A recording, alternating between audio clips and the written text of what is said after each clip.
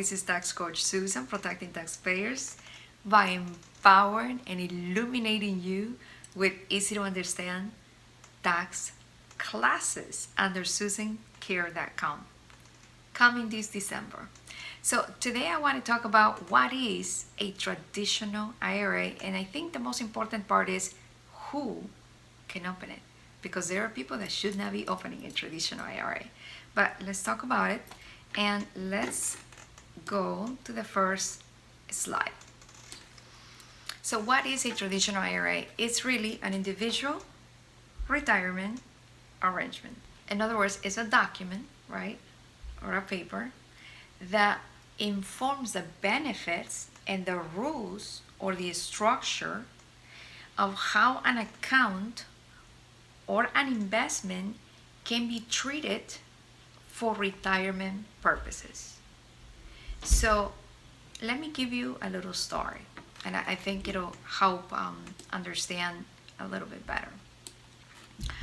Once upon a time, there was this group of people that were good-hearted, and they saw that the employers were treating the employees unfairly, and they talked about it, and then they got together and they said, you know what, we're going to help them, we're going to do something for them. And so they decided to call themselves the Department of Labor. And then once they were in it, they realized there was a lot more to do than they realized. So they got another group of people to help them. And this group of people, they called it EPSA. Once they were in, then they thought, we gotta help them with retirement, because these people are not saving for retirement. So then they needed more help. So then they got another group. And this group of people, they call themselves ERISA. And so this group, ERISA, they had to think, what can we do? How can we make this happen? And then they thought, it just hit them like a bullet. Then they thought, you know what? We are going to talk with the IRS. We are going to talk with different companies and banks so that we can create this document, these rules. And so we can inspire workers all over the nation to save for their retirement. And so this document will have the benefits and the structure with this story. This story is only about 50 to 70% of accurate, but this is how the famous traditional IRA was created. And now all over the nation, people all over can now go to banks. They can go to banks online, and they can buy real estate property. They can open mutual funds, ETFs. They can do all kinds of investments based on the arrangements of a traditional IRA, Roth IRA, simple SEP IRA. There are different IRAs, but today we're talking about traditional IRA. And so that's sort of the story. I hope that helps. But let's talk about the benefits. So the main benefit is that goes into a traditional IRA, goes there and earns the money that you put in, and the interest grows tax deferred, not tax free, tax deferred. In other words, you do not pay it now and you pay it later. Now, before I continue, I gotta tell you this. It is important to save for your retirement. It is important for you guys to save for vacation, to save to go out, for fun. It is important to save for your home, for a car. All those things are very important. But it's equally as important to save for something that's gonna give you money without you having to work. Because there's gonna be a time when you cannot work anymore. And there's gonna be a time when you do not wanna work anymore. Whatever that age is for you. For some people, is 50 years old. They decide, you know what, I'm not gonna work, I'm just gonna spend my time, donating my time, and that's gonna be 50 or 55 years old. And that's And so they had to save a lot more to be able to retire at 55. And then there is those other people that, you know what, I love my job so much. I'm having so much fun that even though they're 70 years old, the party is still going for them. They're still making a difference in people's lives. They continue to work.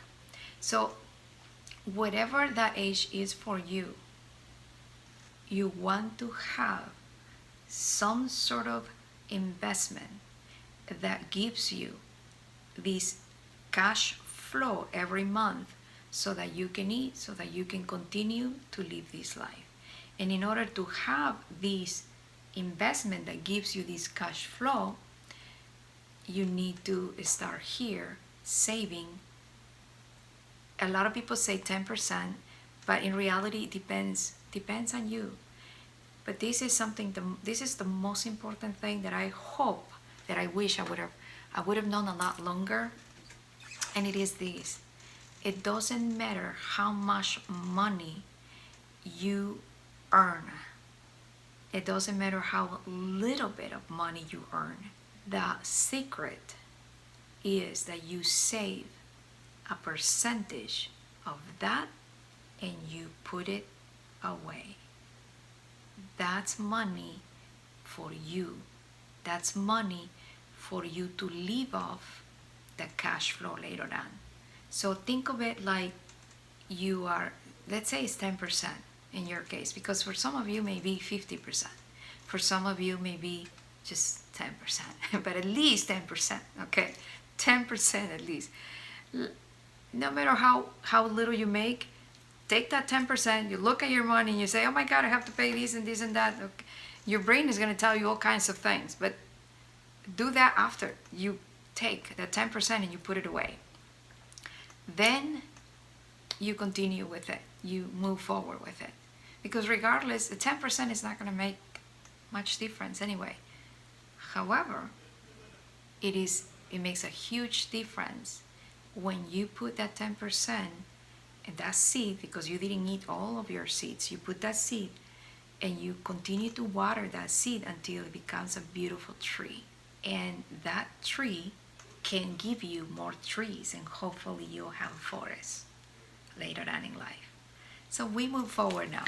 When you put this money into a traditional IRA, if you were, let's say, at a 22% tax bracket, you would be putting only $4,680 because you're already paying taxes of $1,320. But if you put in a traditional IRA, the actual amount that you will be actually saving is $6,000, right? And let's say that you save these $6,000 for 20 years, each year $6,000, and at 8%. And this is the most important part of everything, actually. And if, only if, you retire at a lower percent tax bracket than the 22% tax bracket, is when you win. But if you retire at the same tax bracket, you just come out even. For that, you should have done a Roth IRA, right? So in this case, if you enter at 22%, saving 22% taxes, and when you exit, you pay 10%. In this example, you would keep $32,949 in your hands. That's $32,949. So, in other words, you enter at 22% and you exit at 10, or even if you exit at 12%, you're still saving 10%. And banks do not give 10%. So that's the main important factor here, is what percentage you enter and what percentage you come out. That even though you're a 22% tax bracket and you know that you're probably going to be a 35% tax bracket when you retire, then you obviously want to do a Roth IRA. And so, but for this example, you're retiring at a lower percent tax bracket, so you want to do a traditional IRA. So let's continue on with the rules. And for 2019, you can actually save $6,000 if you're 50 or younger, and $7,000 if you're 50 or over. And you can save $6,000 for you and your spouse, so a total of $12,000 for the both of you. Now, this arrangement or these rules or this structure says that if you make less than $103,000 for married filing jointly and you have a 401k at work, you can make these $6,000 full deduction or tax deferred deduction. However, if you make more than $103,000 and less than $123,000, you can still make a contribution, but only a partial contribution. In other words, they're only going to give you a percentage of it. So instead of putting 6,000, then maybe you can put 4,000 and only 4,000 be tax deferred. And for single or head of household, it's 64,000. So and you can make a partial contribution up to 74,000. After 74,000 and after 123,000 for married filing jointly, there is no tax deferral benefit. For married filing separate, there is no full deduction contribution. If you are married filing separate and you earn less than 10,000, you can make a partial contribution. Crazy, but anyway, it only applies if you have a 401k, a retirement account already at work. However, if you do not have a 401k at your work, no retirement account, who cares how much you make? You can make any amount and you can still put that $6,000 or $7,000 in your traditional IRA and you're fine. You don't have to worry about it. You can take the full deduction because you do not have a 401k at work.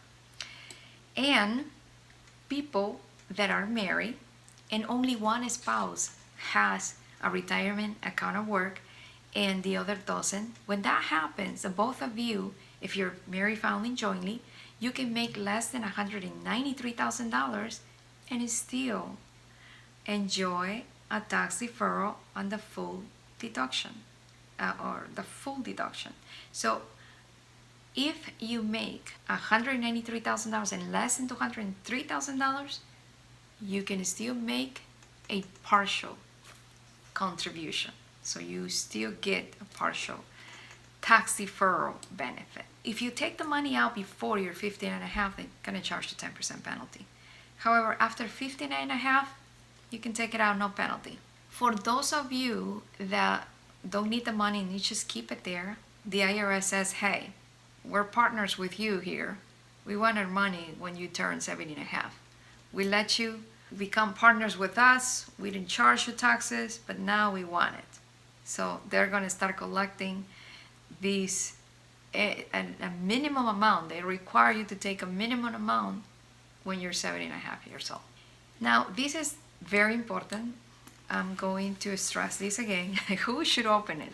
The people that are in a high tax bracket now and plan to be at a lower tax bracket at retirement.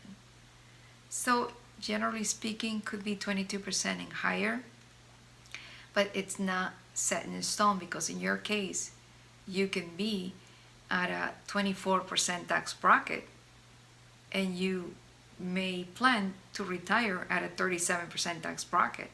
So that would not work. That would need to be a Roth IRA. Only if you plan to retire at a lower percent tax bracket, then you want to do a traditional IRA. So that's very important. And just to be clear, never ever open a traditional IRA if your tax bracket is 0% or even 10%, sometimes even 12%, just depends, but definitely under any circumstances at all, never open a traditional IRA if you're a 0% tax bracket, because it's like if it's winter outside, you do need a jacket, right? Because it's outside. But if you're already inside of the house, you do not need a jacket, right? So obviously, the reason why you're opening a traditional IRA is so that you can defer the taxes. But if you're paying zero, what taxes are you going to defer, right? So anyway, we continue. I just now want to tell you that you're going to be able to find much more information about it in my class titled Discover on Which Amount You Pay Taxes and How to Reduce It with IRAs and HSAs. You're going to find answers like, what about my beneficiaries? What forms I use? What is an RMD? At what age do I qualify? Who can contribute? Can I have another retirement account? So many different things that it's going to be important if you decide which way to go. All right, I hope this information really helped. Thank you so much, and bye. If you like this video, please subscribe, share with your family and friends. I will embrace your inspiring comments. Until next time, remind your heart to smile and fight for your dreams with honor and undying determination. Thank you so much.